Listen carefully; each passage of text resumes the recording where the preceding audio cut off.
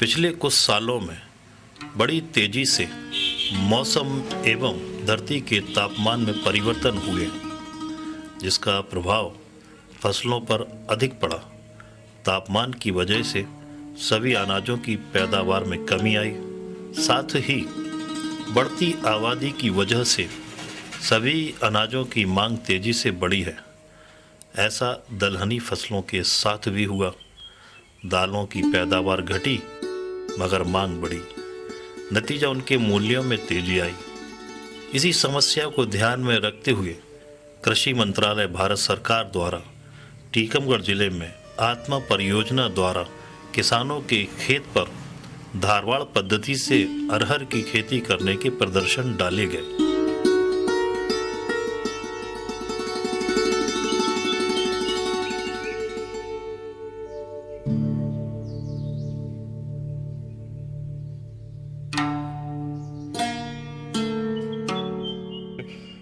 धारवाड़ पद्धति से हमने यहाँ पर बोनी अरहर की बोनी के लिए प्रोत्साहित किया है। इसी तारतम्य में हमारे हर ब्लॉक में हमने 4 इस प्रकार से 6 ब्लॉक है हमारे 24 हमने डेमोन्स्ट्रेशन जो है धारवाड़ पद्धति से हमने तुअर की खेती को प्रोत्साहित किया है। यहाँ पे हमारे इस ज़िले के अंदर तुअर जो है काफ़ी कम एरिया में लगाई जाती थी और यहाँ पे किसान को प्रोत्साहित करने के लिए जो चूँकि शासन का एक निर्देश भी है कि हमें जो है दलहनी फसलों को बढ़ावा देना।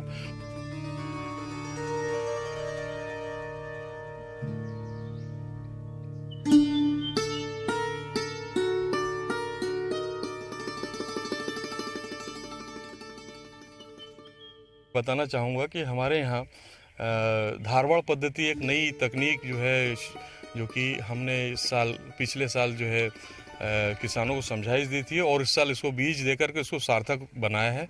और हमने जो है प्रत्येक विकास खंड में हमने 4-4 डेमोन्स्ट्रेशन दिए। इसमें मुख्यतः जो होता है कि हम सबसे पहले किसान को जो हमने बीज दिया तो उसको पहले बीजोपचार करने के पश्चात हमने इसको पॉलीथीन में इसका सीडलिंग्स तैयार किए थे और सीडलिंग्स जब 20 से 25 दिन के हो जाते हैं तो उसको हम उसकी जो नर्सरी में जब वो पौधे जो है तैयार हो जाते हैं तो हम उसको बोनी के लिए उसको जो है निकाल करके पॉलीथीन से उसको 1 बाय 1 मीटर में उसको हमने बोनी के लिए किसानों को उसको प्रोत्साहित किया। और इसके बाद जो है बोनी हो जाने के बाद उसको सामान्यतः जो प्रक्रिया होती है कि जब बोनी के बाद 25-30 दिन के बाद जब बोनी हो जाने के बाद आपने देखा होगा उसके अंदर टीलरिंग्स स्टार्ट हो जाते हैं तो उसके अंदर जो ब्रांचेस आ जाती हैं तो उनको हम नेपिंग भी करवाते हैं। उसकी खुटाई बोलते हैं हिंदी में उसको, या इंग्लिश में उसको नेपिंग कहते हैं। तो उसको भी करवाने से एक फ़ायदा ये हुआ कि ब्रांचिंग और जो शाखाओं का निकलना काफ़ी ज़्यादा हो गया है और आप देख रहे हैं कि अभी इसमें फ्लावरिंग स्टेज में आने के बाद हर शाखा से बंच के बंच जो है फ्लावर आ रहे हैं तो ये उत्पादन बढ़ाने में सहायक होते हैं। जी जिनेंद्र कुमार है। ये जो अरहर की खेती की आपने, ये कौन सी पद्धति से की, वो कहाँ से बीज मिला? जी सर धारवाड़ पद्धति से की है जी, हमको आत्मा परियोजना से बीज मिला था सर। हाँ, कैसे लगाया इसको आपने?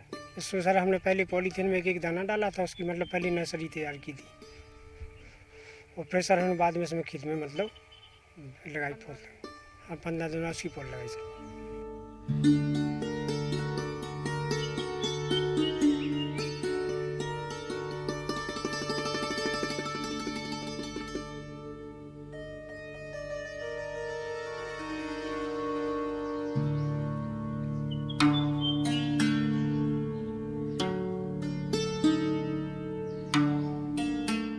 और यहाँ पे धारवाड़ पद्धति के द्वारा हम लोगों ने 4 प्रदर्शन लक्ष्मी वैरायटी के अरहर के डाले थे। जो गौर ग्राम में अभी 2 प्रदर्शन लक्ष्मी वैरायटी के धारवाड़ पद्धति से डाले गए हैं और नादिया ग्राम में भी 2 प्रदर्शन डाले गए हैं।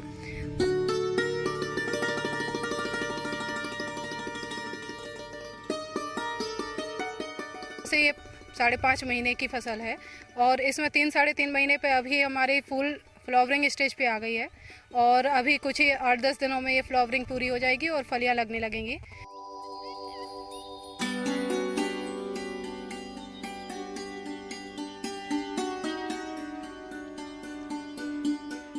आत्मा परियोजना अंतर्गत जो हमारी BTM मैडम हैं अमृता बड़कुल जी, उन्होंने हमें इसकी बोने की सलाह दी थी कृषि विभाग से। कितना बीज मिला? तो ये हमको 4 किलो बीज बोने के लिए बताया गया था। तो हमने ये 4 किलो की बोनी करवाई है और ये इससे हमें आने वाले समय में हम ये अरहर की हमें जो पैदावार मिलेगी वो हम लगातार कंटिन्यू करते रहेंगे, क्योंकि इससे हमारा बहुत अच्छा उत्पादन रहेगा। जो बाज़ार में हमें 150 रुपये किलो दाल मिलती है वो आज हमें घर पे ही मिल जाएगी। तो हमारा जो दाल का है और बाकी हमारे गांव में और भी किसान प्रेरित होंगे इससे, क्योंकि ये प्रदर्शन डला है। यहाँ पे काफ़ी लोग गांव के भी देखने को आते हैं।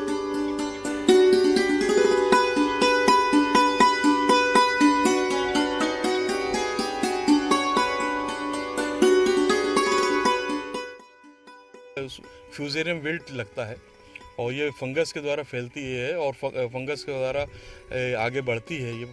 तो उसके लिए हमने आपको जैसे बताया कि बीज 1 ग्राम जो थायरम और 1 ग्राम बायोस्टिन और 2 ग्राम थायरम, इससे हमने बीजोपचार भी करवाया था। हालांकि उसके बाद भी 1-8% जो पौधे हैं वो ग्रसित हो जाते हैं। उसके नियंत्रण के लिए हमने जो पौधा निकाल करके उसको जला देना चाहिए। और उसके अलावा हमें जो है इसकी क्रॉप रोटेशन अपनाना चाहिए। तो क्रॉप रोटेशन की हमने समझाइश दी है। और इसमें एक कीड़ा जो आप देख रहे हैं, कई जगह आपने देखा को ब्रांचेस जो होती है कि टहनियाँ जो सूख रही हैं, उसका मुख्यतः जो है स्टेम बोरर इसका होता है। उसके लिए हमने इनको दवाई जो है ट्राइजोफास ये हमने दिया है। और इसको यदि 1.5 ग्राम से 2 ग्राम ml पर प्रति लीटर पानी में इसको आप घोल बना के इसका छिड़काव कर देंगे तो निश्चित रूप से इसका फ़ायदा आपको ये नियंत्रित हो जाएगी। और इसमें एक अभी जैसी फलियाँ आती है, फली छेदक इसमें प्रमुख कीड़ा होता है। उसके नियंत्रण के लिए भी ये ट्राइजोफास का उपयोग आप करें। 1.5 से 2 ग्राम प्रति लीटर पानी में इसको घोल बना के इसका स्प्रे कर देंगे तो ये नियंत्रित हो जाएगी। में दलहनी क्षेत्रों को बढ़ावा देने के लिए निरंतर कृषि विभाग और जिला प्रशासन द्वारा प्रयास किया जा रहा है। यहाँ का मिट्टी का प्रकार भी ऐसा है जिसमें मूंग, उड़द, अरहर वगैरह अच्छी उग सकती है। हालांकि किसान यहाँ के अरहर क्रॉप को ज़्यादा लेना पसंद नहीं करते क्योंकि ये थोड़ा लॉन्ग ड्यूरेशन का क्रॉप है।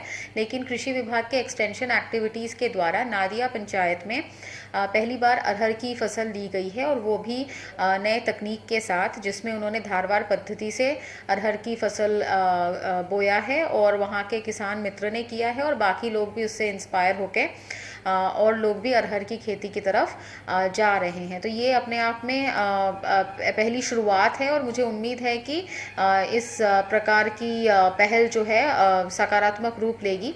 इसका जो फसल का प्रदर्शन लिया गया था ये आत्मा परियोजना के अंतर्गत लिया गया था और इस प्रदर्शन को देखने के लिए आसपास के गांव और दूसरे जगह के किसान भी आ रहे हैं और लोग इससे इंस्पायर हो रहे हैं।